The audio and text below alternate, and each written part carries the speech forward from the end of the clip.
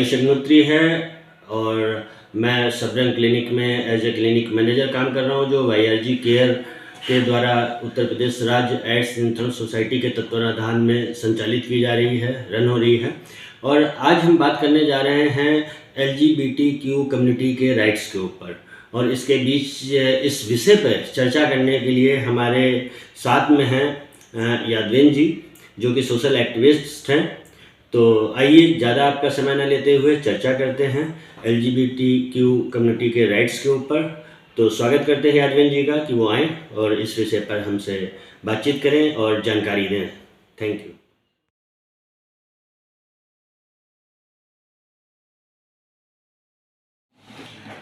नमस्कार, मेरा नाम यादवेन सिंह दरवेश है और हम आज यहाँ पे एक बहुत ही महत्वपूर्ण विषय पे बात करने जा रहे हैं। वह विषय है LGBT राइट्स हमारे देश में। कहाँ से इनकी शुरुआत हुई, क्या क्या मुद्दे रहे हैं इन पे और आगे क्या इसका भविष्य है। तो आइए इस पर हम चर्चा करते हैं। सबसे पहले हमें ये जानना होगा कि हम जब बात करते हैं अधिकारों की, राइट्स की, ह्यूमन राइट्स की, तो हमें सबसे पहले ये जानना होगा कि आखिर राइट्स का मतलब क्या होता है, अधिकारों का मतलब क्या होता है, क्या है ये अधिकार, कहाँ से आते हैं ये अधिकार, और मानव अधिकार की हम जब बात करते हैं तो वो कहाँ से आते हैं। तो अधिकार वो होता है कि हम जिसको बात करते हैं कि एक इंटाइटलमेंट है, प्रोटेक्शन है, जो कि हमारे संविधान ने हर एक नागरिक को दे रखा है।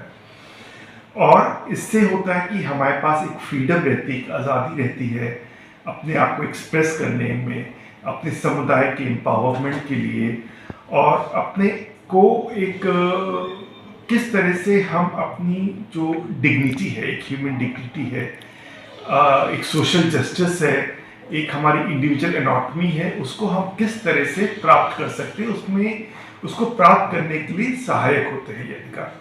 जैसे कि प्रेजेंटेशन में आप देख रहे हैं, मैंने यहाँ पे लिखा है कि rights are entitlements and protection that are guaranteed and recognised by constitution which empower individuals और groups with the freedom and ability to act और to be treated in a certain way, considered essential for the protection of human dignity, individual anatomy and social justice।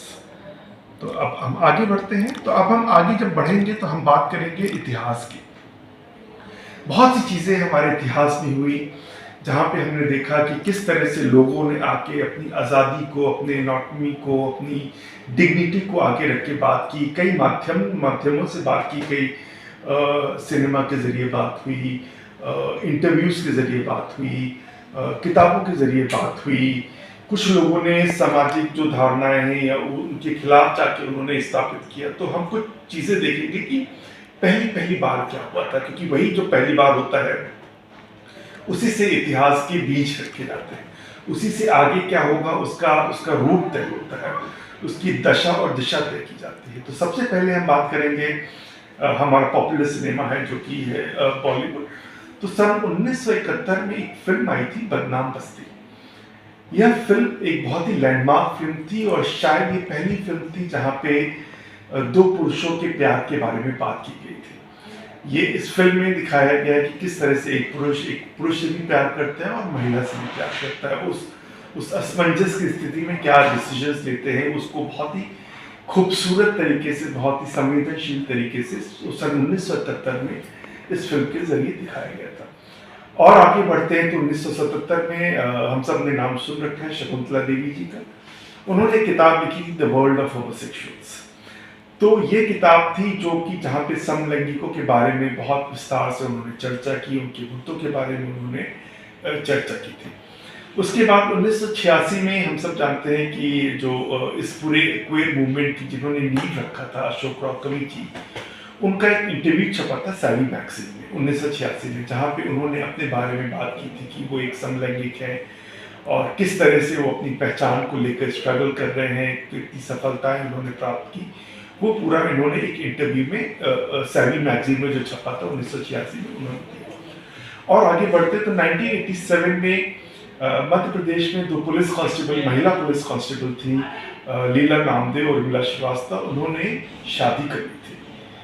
और बताइए 1987 की बात है जब उन्होंने marriage किया, आपस में शादी की, मंदिर में जाकर सागर जिले की ये बात है, जिसके लिए उनको बहुत सी प्रताड़ना झेलनी पड़ी, उनकी नौकरियों पे आ गई, उनकी जान पर आ गई, उनको बहुत तरह से समाज की तरफ से उनको बहुत ही घृणात्मक दृष्टि से देखा गया कि ये लोग ऐसे हैं जो कि समाज पे गलत एग्जाम्पल रच रहे हैं, लेकिन बावजूद उसके उन्होंने शादी करके एक अलग इतिहास रचा था। और आगे जाते तो 1991 में बॉम्बे में एक न्यूज़ लेटर छपा था, बॉम्बे दोस्त, जो कि जो LGBT के मुद्दे हैं उनमें चर्चा करने के लिए, उससे जुड़ी कहानियाँ, उससे जुड़े लेख, पहली बार उन्होंने HIV के बारे में बात किया था, उन्होंने सेक्शन 377 के बारे में बात किया था इस न्यूज़ लेटर के जरिए। तो उसी साल 1991 में एक ग्रुप था, एड्स भेदभाव विरोधी आंदोलन, उन्होंने एक रिपोर्ट पब्लिश की थी, बहुत ही बेहतरीन रिपोर्ट थी, जिसका नाम था लेस देन के। इस रिपोर्ट में उन्होंने तमाम मुद्दों के बारे में बात किया था, जैसे कि अधिकारों के बारे में, राइट टू मैरिज के बारे में, जो स्टिग्मा डिस्क्रिमिनेशन होता है उसके बारे में उन्होंने चर्चा की थी, और एक बहुत ही पायनियरिंग रिपोर्ट मानी जाती है उसको। उसके बाद 1998 में एक फिल्म आई थी फायर मूवी, शबाना आज़मी नंदिता दास की, जहाँ पे एक दो औरतों के बीच के रिलेशनशिप को एक्सप्लोर किया गया था। जब ये फिल्म रिलीज हुई तो इसका बहुत ज़्यादा विरोध हुआ, सिनेमा हॉल के आगे विरोध प्रदर्शन हुए, धरने दिए गए, और बहुत ही ज़्यादा कॉन्ट्रोवर्शियल इस फिल्म को बना दिया गया था। उसके बाद हम आगे बढ़ते हैं तो किस तरह से 377 का इस्तेमाल हुआ वो हम आगे जानेंगे। तो सन 2001 में लखनऊ में एक रेड हुआ था एक पब्लिक पार्क में। तो होता क्या था, उस टाइम पे सोशल मीडिया हुआ नहीं करते थे, तो लोग जो समलैंगिक लोग हैं, कम्युनिटी के लोग हैं, वो पब्लिक प्लेसेस में मिलते थे, जैसे बस अड्डा हो गया, किसी पार्क में हो गया, जहाँ पे यूजली लाइट्स वगैरह नहीं रहती थी, डार्क रहती थी, तो सोशली भी मिलते थे और सेक्सुअल उसके लिए भी मुलाकातें होती थी। तो वहाँ पे एक संस्था थी जो उस समय पे जो HIV पे काम करती थी, समलैंगिकों को कॉर्नर्स देती थी, उनको जानकारियाँ देती थी या ऐसी देती थी किस तरह से वो अपना सुरक्षित सेक्स करके अपना HIV, गुप्त रोग और बाकी अन्य बीमारियों से वो बच सके। तो किसी ने पुलिस को टिप दिया और बोला कि यहाँ पे जो हो रहा है वो एक संस्था है, जो लोग हैं ऐसे काम कर रहे हैं, कॉन्डम बांट रहे हैं, सेक्स के बारे में बात करते हैं, और एक तरह से कहीं ना कहीं वो समलैंगिकता को बढ़ावा दे रहे हैं, जो कि उस वक्त धारा जो 377 थी उसका उल्लंघन है। पुलिस ने उस पब्लिक पार्क में जाके उनको अरेस्ट किया, जैसे कि आप देख सकते हैं प्रेजेंटेशन में मैंने फोटो भी डाल रखी है एक न्यूज़पेपर क्लिपिंग की। और वहाँ पे उनको अरेस्ट करने के बाद उस संस्था के लोगों को 47 दिन तक के लिए जेल डाल दिया गया। इसके बाद हम दक्षिण भारत की तरफ चलते हैं। 2004 में एक कोकिला करके एक कमिटी पर्सन थी जिसके साथ रेप हुआ, उसका पुलिस थाने में बहुत ज़्यादा कस्टोडियल अब्यूज किया गया। उसके बाद 2004 में नई दिल्ली में एक केस हुआ था, बहुत ही फेमस मुश्किल चंद्रा मर्डर केस, जहाँ पे बहुत ज़्यादा मीडिया ने उसको हाईलाइट किया था कि किस तरह समलैंगिक लोग दूसरों का एक्सप्लॉइटेशन करते हैं, वो एंगल लेके वो चले थे। उसके बाद बैंगलोर में भी कमिटी के लोगों को अरेस्ट किया गया था पब्लिक प्लेस से। 2006 में हम वापस अगर लखनऊ आते तो यहाँ पे भी कुछ समलैंगिक पुरुषों को पुलिस ने पकड़ लिया था, यह कहते हुए कि वो पूरा माहौल ख़राब कर रहे हैं, वो पार्टीज करते हैं, वो 377 समलैंगिकता को बढ़ावा देते हैं, एक बहुत ही सब कल्चर टाइप का वो लोग क्रिएट कर रहे हैं, जिसको लेकर पुलिस ने उनको पकड़ लिया था। उसके बाद 2006 में दिल्ली हाई कोर्ट में एक केस आया था जहाँ पे दो वयस्क लड़कियां आपस में संबंध रखती थी, लेकिन उन पर भी धारा 377 लगा दी गई उनके पेरेंट्स के द्वारा। और उसके बाद 2006 में ही चेन्नई में एक कमिटी पर्सन था पंडियान करके, उन्होंने सुसाइड कर लिया था। उनका पुलिस ने इतना ज़्यादा टॉर्चर किया था कि उन्होंने स्वयं को आग लगा के सुसाइड कर लिया था। उसके बाद 2007 में गोवा में कुछ कमिटी के लोगों को अरेस्ट किया था पुलिस ने। 2013 में फिर अरेस्ट हुआ हसन में। तो इस तरह का जितने भी अरेस्ट हुए, जितने भी वायलेशंस हुए अधिकारों का, इस सब के पीछे जो कारण था वो section 377 of Indian penal code था। अब हम आगे बढ़ते हैं, 377 है क्या? 377 ब्रिटिशर्स द्वारा लाया गया एक कानून था। सेक्स के दौरान, सेक्स के कारण अगर उत्पत्ति नहीं होती है तो उस तरह का सेक्स अनैसर्गिक बोला गया है, अननेचुरल बोला गया है, अप्राकृतिक बोला गया है। तो ऑब्वियसली अगर कोई समलैंगिक, दो समलैंगिक आपस में संभोग कर रहे हैं तो ऑब्वियसली बच्चा नहीं पैदा होगा, तो उस पर 377 लगना लाजमी था। अब 377 को हटाने के लिए जो बैटल चला, वो 1994 से शुरू किया गया। जैसे कि मैंने आपको पहले बताया कि एड्स भेदभाव विरोधी आंदोलन करके ग्रुप था, उन्होंने दिल्ली हाई कोर्ट में 377 के खिलाफ एक याचिका दायर की थी। उसके बाद जब तक वो याचिका हियरिंग के लिए आती तब तक वो ग्रुप अनफॉर्चुनेटली ख़त्म हो चुका था। और फिर उसके बाद 2001 में नाज फाउंडेशन नई दिल्ली द्वारा दिल्ली हाई कोर्ट में एक पिटीशन दाखिल किया गया, जहाँ पे बोला गया कि 377 को रीड डाउन किया जाए। मतलब कि अगर एडल्ट लोग आपसी सहमति से प्राइवेट में सेक्स कर रहे हैं तो वो उस चीज़ को 377 से बाहर रखा जाए। मामले की हियरिंग हुई, मामला दिल्ली हाई कोर्ट से रिजेक्ट हो गया, सुप्रीम कोर्ट गया, सुप्रीम कोर्ट से वापस उसको दिल्ली हाई कोर्ट भेजा गया। तो इन सब प्रोसेस के बाद 2009 में दिल्ली हाई कोर्ट का जजमेंट आया था, जहाँ पे उन्होंने नाज की पिटीशन को एक्सेप्ट किया था। ये बहुत ही गर्व की बात है, बहुत ही इसके बारे में बहुत ही लोगों ने खुशी जाहिर की थी। लेकिन हम सबको मालूम है कि इसके विरोध में भी बहुत सी आवाज़ें उठी। और हुआ क्या कि विरोध में रहते हुए सुप्रीम कोर्ट में याचिका दाखिल की हुई, जहां पे मांग रखी गई कि दिल्ली हाई कोर्ट की जजमेंट को वापस लिया जाए। 2013 में दिल्ली हाई कोर्ट 2013 में सुप्रीम कोर्ट ने हमारे देश की एक जजमेंट देकर उन्होंने 2009 वाले जजमेंट को दिल्ली हाई कोर्ट के उन्होंने रिवर्स कर दिया, यह कहते हुए कि ये तो म्यूनिसिपल माइनॉरिटी हैं और ये सब मुद्दे जो हैं राइट्स वगैरह के मुद्दे हैं, ये पार्लियामेंट में जाने चाहिए, कोर्ट्स में नहीं आने चाहिए, पार्लियामेंट में डिबेट होनी चाहिए, ये सब कहते हुए उन्होंने रिजेक्ट कर दिया। उसके बाद पूरे दुनिया के इस कम्युनिटी के लोगों ने अलाइंस ने मिलकर एक डे मनाया था, ग्लोबल डे ऑफ रीच, जो कि पूरी दुनिया में मनाया गया था, जो कि इस जजमेंट के विरोध में किया गया था।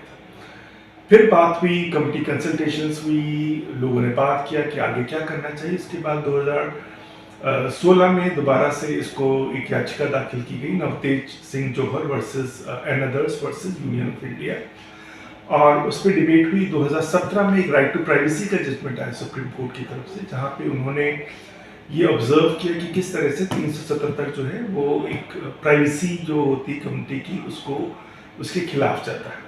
और उसके बाद 2018 में सुप्रीम कोर्ट का जजमेंट आया, जहाँ पे उन्होंने ये मान लिया कि 377 को रीड डाउन कर दिया गया और आगे का रास्ता खोलने के भी उन्होंने जरिया दिया। उसमें उन्होंने सरकार के लिए कुछ जिम्मेदारियां रखी इस जजमेंट में, मीडिया के लिए कुछ जिम्मेदारियां रखी गई कि किस तरह से इस जजमेंट को ज़्यादा से ज़्यादा लोगों तक पहुंचाया जा सके। तो ये था एक ब्रीफ में, अगर हम जानना चाहते हैं सेक्शन 377 अपील कोड का इतिहास क्या रहा है। जानते हैं कि ट्रांसजेंडर समुदाय, एक जो हम LGBT की बात करते हैं, जो टी कहते हैं, उनके अधिकारों के बारे में, तो इसमें भी 2008 में सबसे पहले एक ट्रांसजेंडर वेलफेयर बोर्ड बना था तमिलनाडु में, जो हमारे दक्षिण भारत में है। तो ट्रांसजेंडर वेलफेयर बोर्ड जब बना था तो वहाँ पे उसका मकसद ये था कि किस तरह से स्टेट में ट्रांसजेंडर समुदाय जो है उनके वेलफेयर के बारे में जो स्टेट गवर्नमेंट पॉलिसीज वगैरह बनाए, तो कैसे वो ट्रांसजेंडर के नीड्स को पर उसको उल्लेख कर सके, उन नीतियों में ट्रांसजेंडर के वेलफेयर के बारे में बात आ सके। उसके बाद 2014 में एक नालसा का जजमेंट आया था, जो जजमेंट बहुत ही ऐतिहासिक जजमेंट था, और वहाँ पे कोर्ट ने बहुत साफ तरीके से समुदाय को हक दिया था सेल्फ आइडेंटिफिकेशन का, कि अगर मैं अपने आप को ट्रांसजेंडर कहता हूँ तो मैं ट्रांसजेंडर हूँ, इस पर कोई सवाल नहीं उठा सकता है।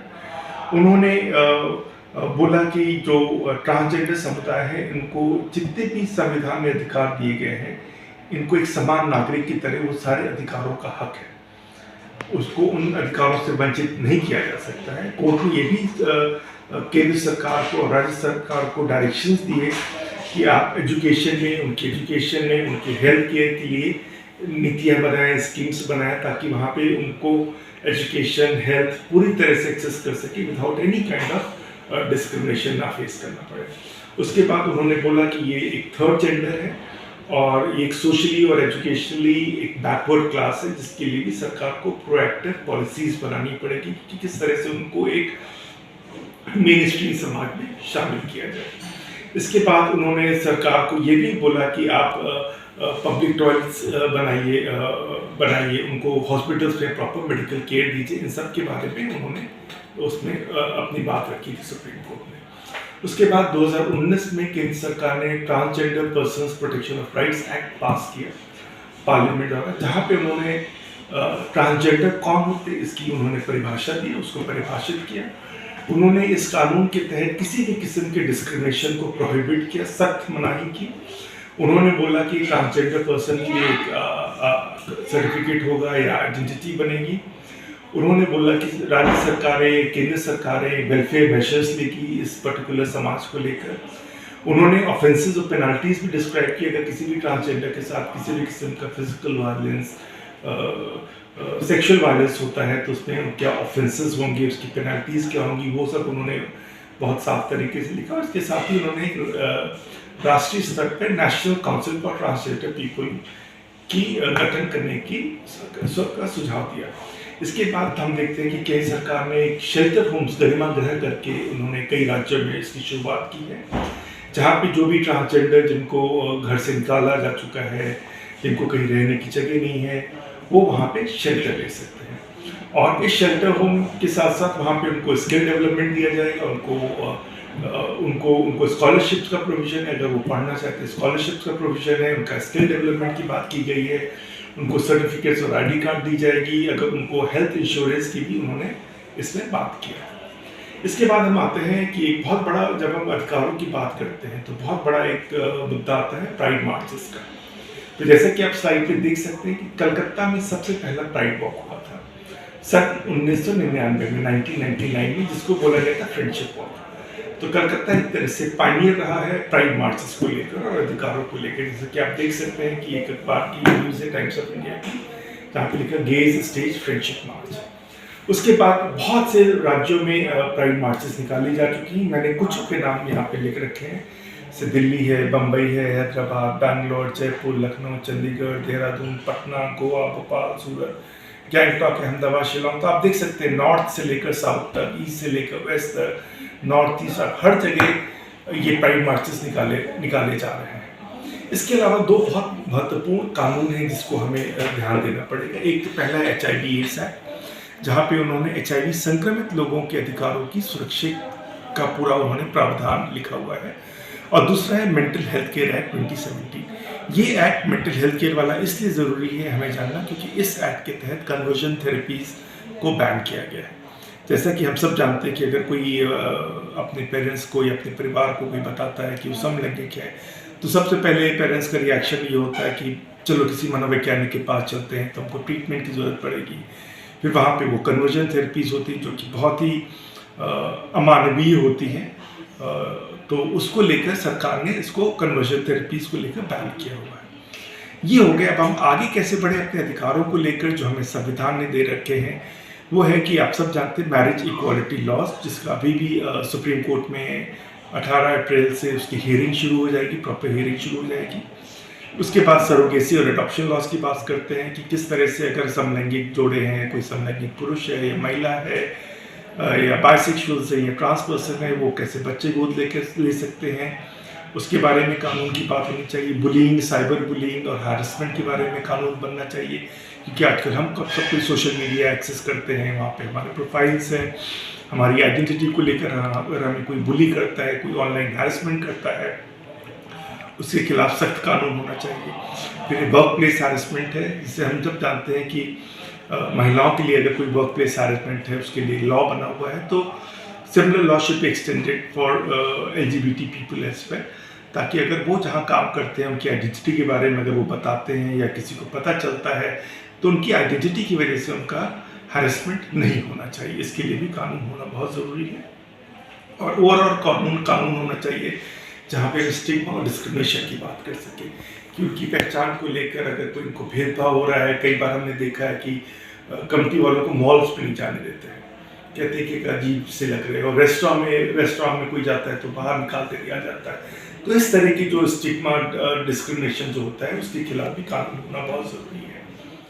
और एक चीज़ बहुत ज़रूरी है कि वो पब्लिक रेस्टरूम्स, अब हम कहीं जाते हैं सुलभ शौचालय रहते हैं तो वहाँ पे पुरुष रहता है, महिला रहता है, लेकिन कहीं भी हमारे ट्रांसजेंडर पर्सन्स के लिए ऐसा कोई प्रावधान नहीं है। तो ये एक होना बहुत ज़रूरी है।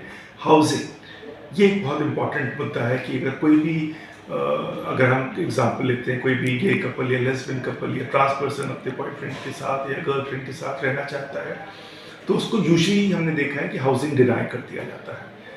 और कई बार तो अगर देते भी हैं तो किराया बहुत ज़्यादा बढ़ा देते हैं उनके लिए। तो ये बहुत बड़ा मुद्दा है, तो इसके खिलाफ भी कोई ना कोई पॉलिसीज़ या कानून होना चाहिए। इसके अलावा स्कूल, कॉलेजेस और यूनिवर्सिटीज़ की हम जब बात करते हैं तो हमने देखा है कि किस तरह से अगर कोई बच्चा जेंडर नॉर्म्स के अगेंस्ट रहता है, जेंडर नॉर्म्स को नहीं फॉलो करता है, तो उसका कितना ज़्यादा हैरेसमेंट होता है, सेक्सुअल वायलेंस होता है, फिजिकल वायलेंस होता है, लेकिन उसके पास कहीं जाने के लिए जगह नहीं होती।